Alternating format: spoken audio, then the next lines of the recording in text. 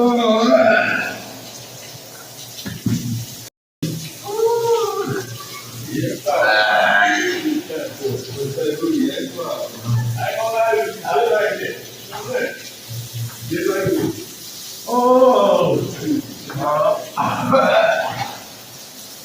better get him. He gonna choke on his goddamn vomit and die. I ain't fucking with it. Get all that goddamn throw up on him. Who? Tell GA he better come get him. He just brought him in here. He gonna choke on his vomit and die.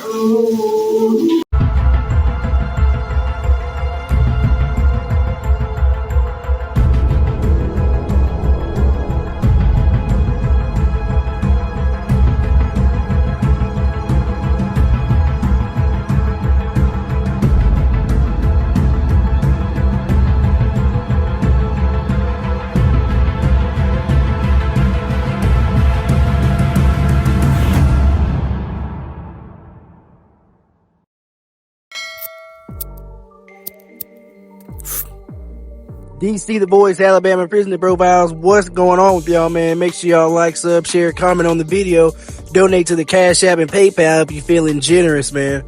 Shout out Hayden for another 10 on Cash App, man. We appreciate it, man. Talking about get that boy E-Sig.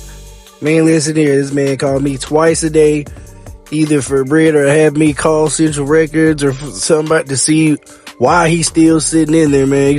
They told him 6 to 8 weeks before he would be sent off to prison. And now we're working on like 7 weeks. So hopefully he will be getting shipped off soon here because he is ready to go. And all this time is counting, man. I'm like, at this point, I'm like, you get on my nerves, bro. Just sit there and shut up. I got shit going on the streets. Now, y'all remember about 4 months ago, this prisoner was given a new execution date from Governor Kay Ivey, and she said ain't no clemency. And the state stood on it last Thursday night with the execution of Alan Miller. Let's hop right into that right now.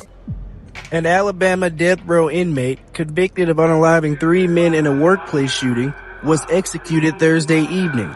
He is the second inmate in the country to be executed using nitrogen gas.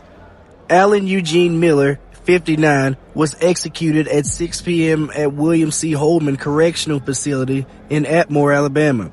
The prison, located just north of the Florida border, is the only facility in the state equipped with an execution chamber and where most of the state's death row prisoners are housed. His nitrogen hypoxia execution happened after Miller reached a confidential settlement with the state in August and his federal lawsuit was dismissed. Curtains opened to the viewing room at 6:12 p.m. and the prison warden read aloud his death warrant. When asked if he had last words, Miller said, quote, "I didn't do anything to be in here," unquote. He asked his family and friends witnessing the execution to take care of someone which was inaudible to media witnesses.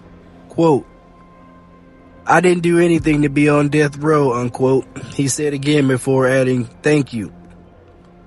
Following his final words, a correctional officer inside the execution chamber checked the seal of the gas mask fitted to Miller's face and shut the mask valve, which had been open for a minute for him to speak. A beep was heard through the prison walls. The gas appeared to start flowing into the mask at 6:16 p.m. His fingers moved slightly on the gurney as his spiritual advisor approached him and touched his leg, praying over Miller. Miller then took deep breaths and lifted his head off the gurney several times at 6:18 p.m. He struggled against the restraints on the gurney, shaking and trembling for about 2 minutes. Miller then gasped off and on for about 6 minutes. At 6:23 p.m., a correctional officer leaned down and listened to Miller's breath. The curtains closed at 6:32 p.m. Prison officials said Miller's official time of death was 6:38 p.m. Damn, what happened in that little 6-minute gap between they shut the curtains? The shaking was similar to what was seen at Kenneth Smith's execution, the first ever nitrogen gas execution ever conducted earlier this year, but was not as long nor as violent. Officials comment on the execution. The Alabama Department of Corrections Commissioner John Hamm spoke to reporters at the prison's media center following the execution. Quote, "There's going to be involuntary body movements as the body is depleted of oxygen. So that was nothing we did not expect," Hamm said when asked about Miller's shaking. No changes to the protocol were made as a result of Miller's federal court settlement last month, Hamm added. Quote, "Everything went according to plan and according to our protocol. The nitrogen gas flowed for 15 minutes, Hamm confirmed. Alabama Attorney General Steve Marshall sent a statement following the execution saying, quote, "Justice has been served." Tonight was the second time Alabama used nitrogen hypoxia as the method of execution. The Department of Corrections first used this humane and effective method to execute murderer Kenneth Smith in January. Backed by a major law firm, Smith had challenged the method in the federal courts, ultimately appealing to the United States Supreme Court, but the courts found little evidence to support his claims. He continued, quote, "Likewise, Alan Miller sued to stop his execution by nitrogen hypoxia, the method he chose under state law. But after conducting extensive discovery and receiving unprecedented access to prison personnel and documents, Miller agreed to drop his suit and settle with the state." Tonight, despite misinformation campaigns by political activists, out-of-state lawyers, and biased media, the state proved once again that nitrogen hypoxia is both humane and effective.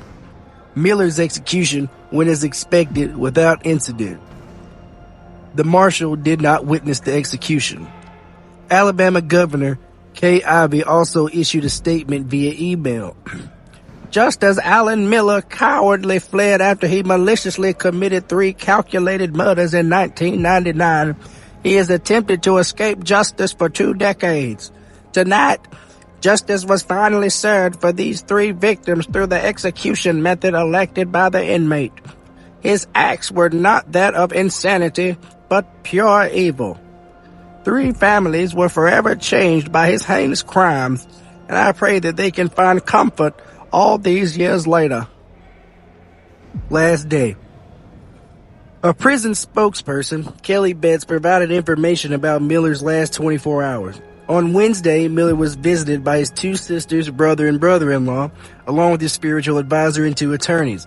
He refused Wednesday's formal meals but ate a Philly cheesesteak sandwich, pizza, a chicken sub sandwich, a chicken burrito, several sodas, and a bottle of water. On Thursday, Miller was visited by 3 attorneys, a friend, his brother-in-law, 2 sisters, brother, and spiritual advisor. He didn't make any phone calls. He refused his breakfast on Thursday, but did accept a final meal of hamburger steak, a baked potato, and french fries. He had 6 witnesses to his execution: a friend, 2 sisters, brother, and 2 attorneys. First attempted execution. Thursday night was the second time Miller entered Alabama's execution chamber. Miller was first set to die by Alabama's 3-drug lethal injection cocktail in September 2022. Prison officials called off the execution 30 minutes before the state's death warrant expired. Miller's veins couldn't be accessed within execution protocol time limits. Miller was convicted in the August 5, 1999 Shelby County shootings in which he killed Terry Jarvis, 39, Lee Holbrooks, 32, and Scott Yancey, 28. The shootings happened at 2 businesses where Miller worked and had previously worked. The execution was called off at approximately 11:30 p.m.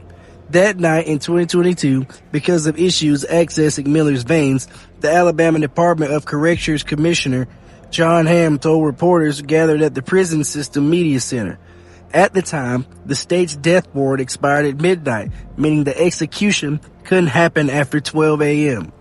And there wouldn't have been enough time left to finish setting up IVs and perform the lethal injection.